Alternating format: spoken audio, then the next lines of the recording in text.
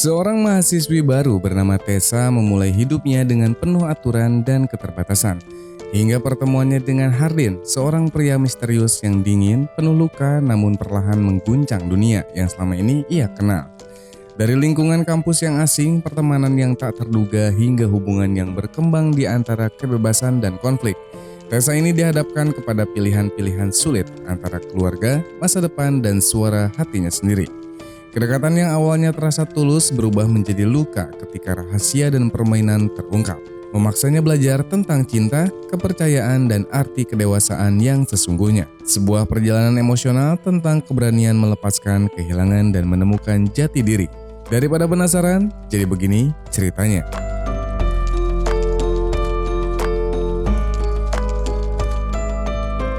Film dibuka dengan suasana rumah yang hangat namun penuh kesibukan. Seorang gadis muda bernama Tessa dengan kepribadian yang tenang, polos, dan terbiasa hidup teratur, tengah bersiap meninggalkan rumah untuk pertama kalinya.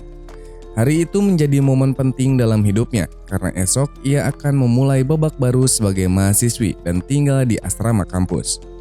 Di dalam rumah, koper-koper tersusun rapi, pakaian dilipat dengan teliti, dan perlengkapan kuliah dipastikan tidak ada yang tertinggal. Semua persiapan itu dilakukan bersama ibunya, sosok yang protektif dan selama ini memegang kendali besar atas hidup Tessa. Turut hadir pula Noah, kekasih Tessa yang sudah lama dikenal keluarga dan dianggap sebagai bagian dari rencana masa depan Tessa sejak kecil. Keesokan harinya Tessa ini berangkat menuju asrama diantar oleh ibunya dan Noah. Sepanjang perjalanan, suasana terasa campur aduk antara harapan, kekhawatiran, dan rasa berat untuk berpisah. Setibanya di asrama, harapan sang ibu perlahan berubah menjadi kegelisahan saat ia melihat calon teman sekamar Tessa, yaitu seorang gadis bernama Steph. Penampilan dan sikap Steph yang terlihat bebas membuat ibu Tessa langsung merasa tidak nyaman. Ia khawatir lingkungan seperti itu akan membawa pengaruh buruk bagi putrinya. Bahkan sempat terlintas niat untuk memindahkan Tessa ke kamar lain yang dianggap lebih aman. Namun Tessa dengan suara yang lebih tegas dari biasanya mencoba meyakinkan ibunya bahwa ia sudah cukup dewasa untuk menjaga diri. Ia ingin membuktikan bahwa ia mampu bertanggung jawab atas hidupnya sendiri. Setelah perdebatan kecil yang syarat emosi, sang ibu akhirnya mengalah meski dengan berat hati lalu berpamitan dan kembali pulang bersama Noah. We're going straight down to the housing office right now and requesting a room change. What are you talking about? Hari pertama kuliah pun tiba. Dengan wajah penuh semangat dan rasa ingin tahu, Tessa melangkahkan kaki ke lingkungan kampus yang sama sekali baru baginya. Di tengah hiruk-pikuk mahasiswa baru, ia berkenalan dengan seorang gadis ramah bernama London, yang kemudian menjadi teman pertamanya di dunia kampus. Percakapan sederhana di hari itu memberi Tessa sedikit rasa nyaman, seolah ia tidak sepenuhnya sendirian dalam dunia baru yang asing ini. Namun ketenangan itu tidak bertahan lama. Sepulang kuliah saat Tessa tengah merapikan barang-barangnya di kamar asrama, ia pun dikejutkan oleh kehadiran seorang pria asing yang tiba-tiba berada di dalam kamarnya. Pria itu bernama Hardin, seorang teman dari Steph. Sikapnya dingin, tatapannya tajam, dan keberadaannya jelas membuat Tessa merasa tidak nyaman. Dengan nada tegas, Tessa meminta Hardin untuk pergi. Steph yang menyadari situasi tersebut akhirnya membantu mengusir Hardin keluar dari kamar. Meskipun terlihat jelas bahwa kehadiran pria itu meninggalkan kesan buruk di benak Tessa. Excuse me? I think that you're in the wrong room. Keesokan harinya saat Tessa tengah sibuk belajar, Steph ini datang menghampirinya dengan ajakan yang sama sekali tidak terduga. Ia mengundang Tessa untuk menghadiri sebuah pesta malam itu. Sebagai gadis yang terbiasa hidup sederhana dan jarang keluar rumah, Tessa awalnya menolak dengan halus. Ia merasa belum siap menghadapi lingkungan seperti itu. Namun Steph terus membujuknya, mengatakan bahwa pesta tersebut hanyalah cara untuk bersosialisasi dan mengenal teman-teman baru. Setelah berpikir cukup lama dan merasa tidak enak untuk terus menolak, Tessa akhirnya mengiyakan ajakan tersebut. Malam itu Tessa datang ke pesta bersama Steph. Suasana yang ia temui benar-benar berbeda dari dunia yang selama ini ia kenal. Musik keras, tawa riuh, dan kebiasaan-kebiasaan yang baginya terasa asing terlihat seperti hal yang biasa bagi orang-orang di sekitarnya. Steph kemudian memperkenalkan Tessa kepada teman-temannya, termasuk Hardin, yang malam itu datang bersama pasangannya yang bernama Molly. Interaksi mereka terasa canggung. Tessa berusaha menjaga jarak, tetapi berpegang pada prinsipnya, meskipun berada di tengah tekanan lingkungan yang mendorongnya untuk ikut larut.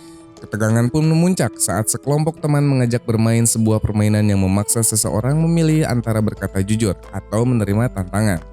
Ketika giliran Tessa tiba dan ia memilih tantangan, situasi berubah menjadi tidak nyaman. Tantangan yang diberikan melewati batas yang ia anggap pantas. Merasa dipermalukan dan dikhianati oleh orang-orang yang baru ia kenal, Tessa ini memutuskan pergi dari pesta tersebut tanpa menoleh lagi. Malam itu ia merasa sangat kecewa, bukan hanya pada mereka, tetapi juga pada dirinya sendiri karena telah mengabaikan nalurinya. Dalam pelariannya dari keramaian, Tessa menemukan sebuah ruangan sunyi yang dipenuhi oleh buku. Di sanalah ia mencoba menenangkan diri, namun ketenangan itu kembali terusik saat Hardin muncul dan mengatakan bahwa ruangan tersebut adalah tempat pribadinya. Percakapan singkat mereka dipenuhi ketegangan. Hardin di sini mencoba bersikap mendekat seolah ingin memperbaiki keadaan. Namun Tessa yang masih terluka memilih untuk pergi. Ia sadar bahwa dirinya hampir terbawa suasana dan ia tidak ingin kehilangan kendali atas dirinya sendiri. And my name is Tessa. Keesokan harinya takdir kembali mempertemukan mereka. Ternyata Tessa dan Hardin berada di kelas yang sama. Sebuah diskusi di kelas berubah menjadi perdebatan terbuka ketika Hardin secara terang-terangan menentang pendapat Tessa tentang sebuah buku. Perdebatan itu membuat suasana kelas memanas dan semakin memperkuat rasa kesal Tessa terhadap Hardin. Baginya pria itu bukan hanya menjengkelkan, tetapi juga simbol dari dunia baru yang terasa terlalu kasar untuknya. Di balik semua itu, Tessa mulai menyadari bahwa hidupnya selama ini memang berjalan di bawah bayang-bayang aturan sang ibu. Dalam percakapan malam bersama Steph terungkap bahwa hampir seluruh aspek hidup Tessa telah ditentukan sejak kecil, termasuk hubungannya dengan Noah. Fakta itu membuat Tessa mulai mempertanyakan banyak hal, termasuk apa yang sebenarnya ia inginkan dari hidupnya sendiri. Di titik inilah tanpa ia sadari benih perubahan mulai tumbuh dalam dirinya. Hari-hari berikutnya di kampus berjalan dengan perasaan yang tidak menentu bagi Tessa. Meski berusaha fokus pada kuliah dan rutinitas barunya, pikiran sesekali masih kembali pada kejadian di pesta malam itu. Sosok Hardin dengan segala sikap dingin dan ucapannya yang tajam, entah mengapa terus muncul dalam benaknya. Meskipun Tessa berulang kali meyakinkan diri bahwa ia tidak ingin terlibat lebih jauh dengan pria seperti itu. Namun takdir seolah terus mempertemukan mereka, baik di lorong kampus maupun di dalam kelas, membuat Tessa semakin sulit mengabaikan keberadaan Hardin. Suatu pagi saat Tessa hendak membeli secangkir minuman hangat di area kampus, ia melihat Hardin duduk sendiri sambil membaca buku. Pemandangan itu sedikit berbeda dari kesan keras yang selama ini melekat pada dirinya. Hardin yang menyadari kehadiran Tessa kemudian menghampirinya, kali ini dengan sikap yang jauh lebih tenang.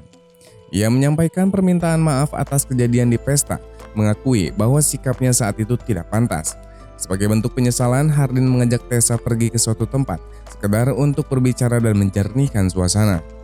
Tessa awalnya menolak, masih diliputi keraguan dan kehati-hatian. Namun setelah melihat kesungguhan Hardin serta sisi lain dari dirinya yang tampak lebih hangat dan tidak mengintimidasi, Tessa akhirnya mengalah dan menerima ajakan tersebut. Perjalanan membawa mereka keluar dari hiruk-pikuk kampus menuju sebuah tempat yang jauh dari keramaian. Di sanalah Hardin memperkenalkan Tessa pada sebuah danau tersembunyi yang dikelilingi pepohonan, tempat favoritnya untuk menenangkan pikiran. Suasana di sekitar danau itu terasa damai, jauh berbeda dari dunia kampus yang penuh tekanan dan kebisingan. Awalnya percakapan mereka berlangsung kaku, namun perlahan mencair seiring waktu. Hardin bercerita sedikit tentang dirinya, tanpa banyak basa-basi sementara Tessa lebih banyak mendengarkan, mencoba memahami sosok pria yang selama ini ia anggap menyebalkan. Ketika Hardin mengajak Tessa untuk masuk ke air, Tessa sempat ragu. Dia tidak terbiasa melakukan hal-hal spontan seperti itu. Namun dorongan untuk keluar dari zona nyaman ditambah rasa aman yang perlahan ia rasakan, membuatnya akhirnya mengiyakan. Momen sederhana di danau itu menjadi titik balik bagi keduanya. Tanpa disadari jarak di antara mereka semakin menyempit. Tessa mulai melihat Hardin bukan hanya sebagai pria pemarah dan penuh konflik, melainkan seseorang yang juga menyimpan sisi rapuh dan kesepian. Perasaan yang tumbuh di hati Tessa terasa asik namun juga jujur. Sepulangnya dari danau, mereka menghabiskan waktu bersama di sebuah tempat makan. Percakapan mengalir lebih ringan, penuh tawa kecil dan keheningan yang nyaman. Hubungan mereka tampak berkembang dengan alami, tanpa paksaan. Namun kebersamaan itu tiba-tiba terusik saat Molly muncul dan memergoki mereka. Situasi pun menjadi canggung. Hardin yang tadinya terlihat hangat mendadak berubah sikap. Ia terlihat tertekan dan berusaha menjaga jarak dari Tessa, seolah ingin menegaskan batas yang tidak pernah benar-benar ia jelaskan sebelumnya. Kekecewaan Tessa pun memuncak ketika Hardin mengatakan bahwa apa yang terjadi di antara mereka hanyalah kesenangan sesaat tanpa makna yang lebih. Kata-kata itu menghantam Tessa tepat di saat ia mulai membuka hatinya. Tanpa banyak bicara, Tessa pun pergi meninggalkan Hardin dengan perasaan hancur dan bingung. Dalam benaknya ia mulai mempertanyakan keputusannya, termasuk keberaniannya untuk mempertimbangkan mengakhiri hubungannya dengan Noah demi seseorang yang ternyata tidak sepenuhnya jujur. Keesokan harinya Tessa dikejutkan oleh kehadiran Noah yang datang ke asrama dengan membawa bunga. Kehadirannya terasa seperti pengingat akan kehidupan lama Tessa yang stabil dan terencana. Noah mengajak Tessa menghadiri acara api unggun yang akan diadakan di kampus. Meski hatinya masih terluka, Tessa pun menerima ajakan tersebut, berharap bisa mengalihkan pikirannya dari kegundahan yang ia rasakan. Di acara tersebut, suasana meriah dan penuh tawa. Tessa terlihat akrab dengan Noah, sementara dari kejauhan Hardin menyaksikan semuanya dengan perasaan campur aduk yang sulit ia sembunyikan. Ketegangan pun kembali muncul ketika seorang teman dari Molly mengganggu Tessa. Situasi itu memancing emosi Hardin yang akhirnya terlibat dalam keributan demi membela Tessa. Insiden tersebut membuat acara berubah kacau, meninggalkan kesan pahit bagi semua yang terlibat. Meski demikian, bagi Tessa kejadian itu justru semakin membingungkan perasaannya. Ia melihat sisi protektif Hardin bertolak belakang dengan kata-kata dingin yang sebelumnya ia ucapkan.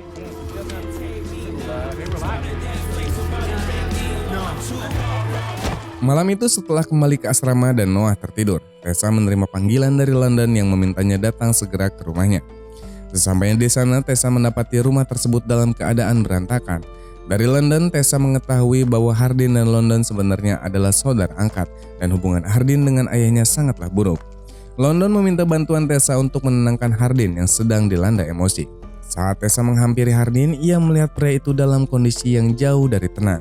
Dengan lembut, Tessa mencoba mengajaknya berbicara dan menyuruhnya berhenti merusak diri. Ketika Tessa tak sengaja melukai tangannya saat membersihkan pecahan kaca, kepanikan Hardin terlihat jelas. Ia segera menolong Tessa mengobati lukanya dengan penuh perhatian. Dalam keheningan malam itu, perasaan yang selama ini terpendam akhirnya muncul ke permukaan. Hubungan mereka memasuki fase baru, lebih dekat dan lebih intens, meskipun belum sepenuhnya bebas dari bayang-bayang konflik. Pagi hari pun datang dengan perasaan cemas yang tiba-tiba menyergap Tessa. Ia terbangun dengan kesadaran bahwa semalaman ia tidak kembali ke asrama dan meninggalkan Noah tanpa penjelasan apapun. Perasaan bersalah langsung memenuhi benaknya. Dalam perjalanan pulang, ia bertemu Noah yang terlihat bingung dan kecewa.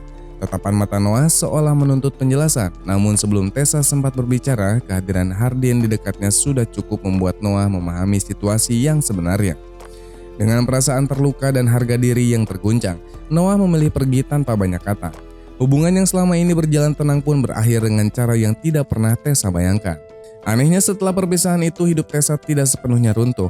Ia menyadari bahwa selama ini perasaannya pada Noah lebih menyerupai rasa aman dan kebiasaan, bukan cinta yang benar-benar tumbuh dari hatinya sendiri. Hari-harinya pun kembali diisi dengan rutinitas kampus, namun kini dengan kehadiran Hardin yang semakin sering menemani. Kebersamaan mereka terasa berbeda, lebih bebas, seolah Tessa mulai mengenal sisi dirinya yang selama ini tersembunyi. Mereka menghabiskan waktu bersama dalam kesederhanaan, melakukan hal-hal kecil yang membuat Tessa merasa hidupnya akhirnya menjadi miliknya sendiri. Namun kebebasan itu tidak berlangsung lama. Suatu hari saat Tessa dan Hardin tengah menghabiskan waktu di luar kampus, tanpa diduga ibu Tessa datang dan menyaksikan kebersamaan mereka.